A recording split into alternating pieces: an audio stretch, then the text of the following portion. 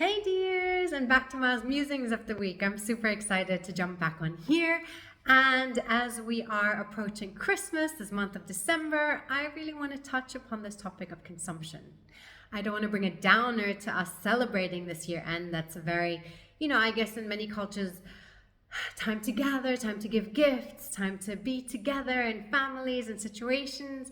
But I also want to bring awareness on how we're spending this time, especially coming out of Black Friday, Cyber Monday, all the sales and discounts, a very consumerist time, I would say. And I don't want to label American culture or different cultures where this is a big thing. I want to also bring our emphasis on how we're consuming.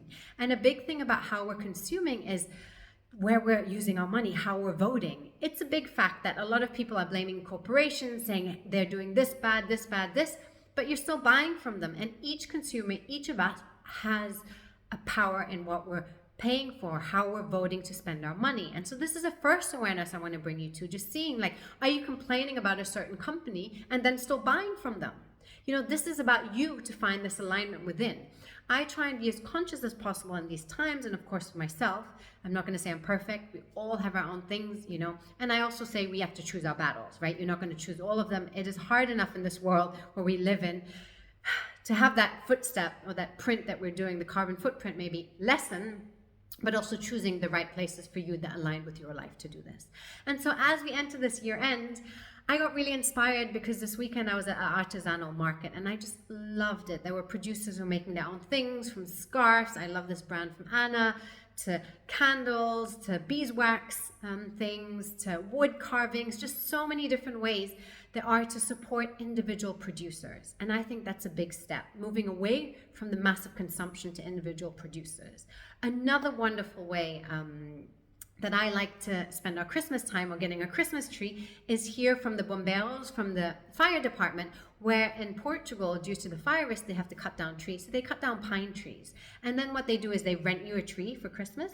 So it comes through the firefighters. You get a tree, you decorate it, and at the end you give it back and they make wood out of it for a fire and different things. So it's a circular economy. And I just love it because you're kind of supporting the circular economy, but you're also not buying Christmas trees that are being cut down, and supporting the firefighters here in Portugal.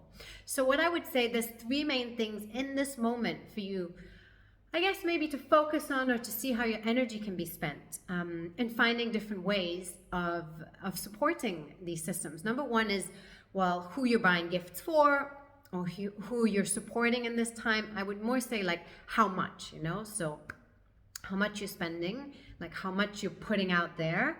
Number two is where you're getting it from, which producers, which local artisans, maybe what places you're going through.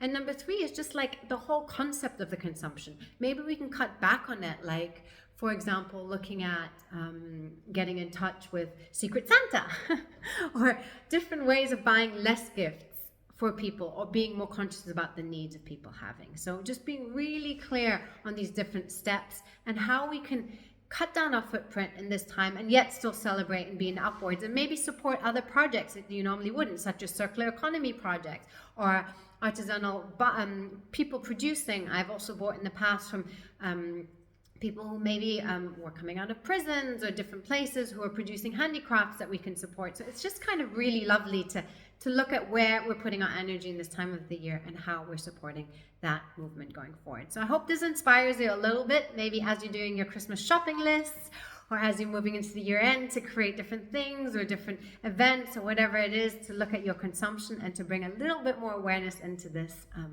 as we celebrate the close of 2022.